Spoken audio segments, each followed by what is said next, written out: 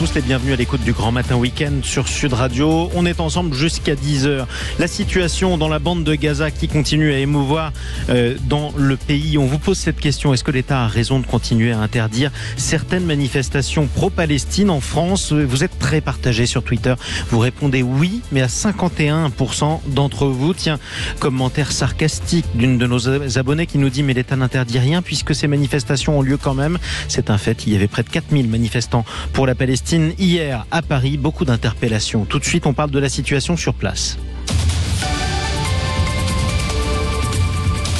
Sur un plan humanitaire, évidemment, cette situation est très inquiétante. On en parle avec Benoît Carpentier, notre invité. Bonjour à vous. Bonjour. Porte-parole de la Fédération internationale des sociétés de la Croix-Rouge et du Croissant-Rouge. Combien d'employés de la Croix-Rouge sur place dans la bande de Gaza à ce stade ? Alors il y a plusieurs organisations. Nous, on travaille à travers le Croissant-Rouge palestinien qui a plusieurs centaines d'employés volontaires sur le terrain à Gaza. Et à Ramallah, donc ils travaillent toute l'année pour supporter les populations. Voilà, alors Ramallah, c'est en Cisjordanie. Là, on est à Gaza, dans la bande de Gaza qui est assiégée par Israël et sous les bombes, effectivement. Est-ce que vous êtes sans nouvelles de tous les membres du Croissant-Rouge ? Alors on était sans nouvelles jusqu'il y a quelques heures. On a réussi à avoir un début de connexion avec certaines de nos équipes, surtout dans le sud de la bande de Gaza, qui nous ont confirmé qu'ils étaient tous pour l'instant sains et saufs, ce qui était la très bonne nouvelle pour nous ce matin, parce qu'on n'avait pas eu de nouvelles depuis quasiment 2 jours. Donc c'est la bonne nouvelle. Maintenant, les conditions elles sont toujours très très compliquées avec des bombardements intensifs dans le nord. On a nos équipes qui gèrent les ambulances, qui gèrent 2 hôpitaux, et donc ils font tout ça sous les bombes, ce qui est très très compliqué. Alors effectivement, on a beaucoup de témoignages qui sont poignants. On a aussi des vidéos qui parviennent sur les réseaux sociaux. Une illustration comme celle-ci.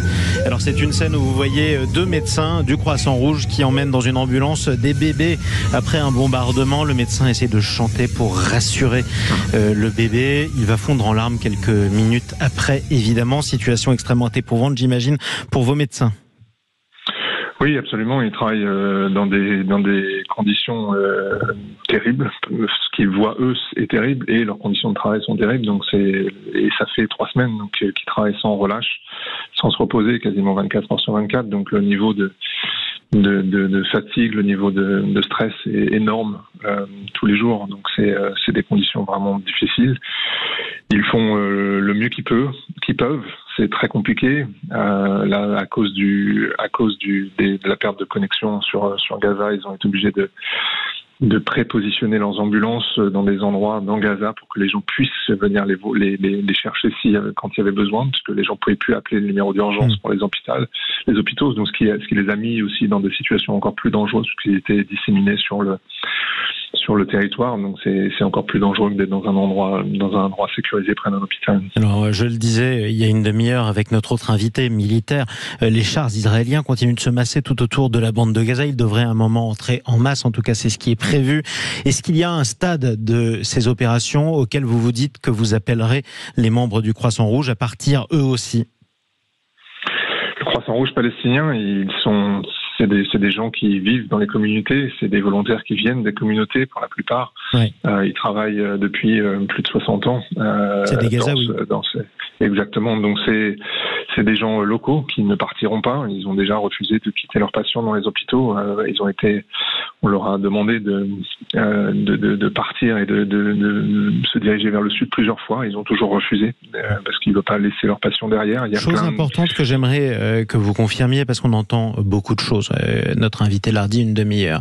Est-il vrai qu'on empêche des civils de partir ou au contraire ceux qui veulent partir peuvent partir ? Non, j'ai pas entendu aucune source dire que les gens étaient empêchés de partir. Après, il y a beaucoup de gens qui ne peuvent pas partir du fait des bombardements, du fait qu'ils soient blessés. Il y a des familles avec énormément d'enfants, donc c'est très compliqué de pouvoir se déplacer. Et on a beaucoup de gens blessés dans les hôpitaux, on a des personnes âgées. Donc toutes ces personnes, elles peuvent pas se déplacer. C'est pas qu'elles ne veulent pas, elles peuvent pas. Donc c'est très compliqué, mais j'ai pas entendu qu'on les avait empêchés. En tout cas, c'est pas ce qu'elles vous ont dit sur place, quoi qu'il en soit. dernière question et en quelques mots, qu'est-ce que vous demandez? Un cessez-le-feu, une trêve humanitaire, le temps pour évacuer les civils malgré tout ceux qui peuvent l'être?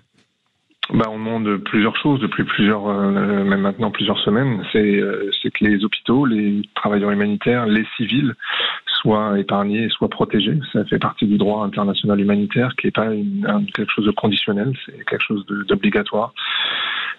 Pour l'instant, c'est pas le cas, et on demande effectivement beaucoup plus d'aide humanitaire à pouvoir rentrer dans Gaza et pas seulement dans le sud, et à une échelle beaucoup plus grande que celle qui a été que ce qui s'est passé depuis une semaine. On a 84 camions, je crois, qui sont rentrés sur la première semaine à travers la frontière de Rafah. C'est clairement pas assez, et cette aide, elle n'arrive pas au nord encore à cause des bombardements. Alors même que c'est le nord qui est le plus peuplé dans la bande de Gaza, puisque c'est là que se trouve la ville de Gaza. Il y aurait près d'1 million de personnes dans cette zone. Bon courage à tous ceux qui travaillent pour la Croix-Rouge et le Croissant-Rouge. Bon courage aussi à ceux qui s'inquiètent. Merci beaucoup Benoît Carpentier, porte-parole de la Fédération internationale des sociétés de la Croix-Rouge et du Croissant-Rouge. Il est 9h14 sur Sud Radio. Cette situation dramatique, on continuera à la couvrir sur Sud Radio et à la suivre des deux côtés du front, puisqu'il y a eu des morts des deux côtés. C'est quand même très important de le rappeler. Allez, restez avec nous. En attendant, on va essayer de se remonter le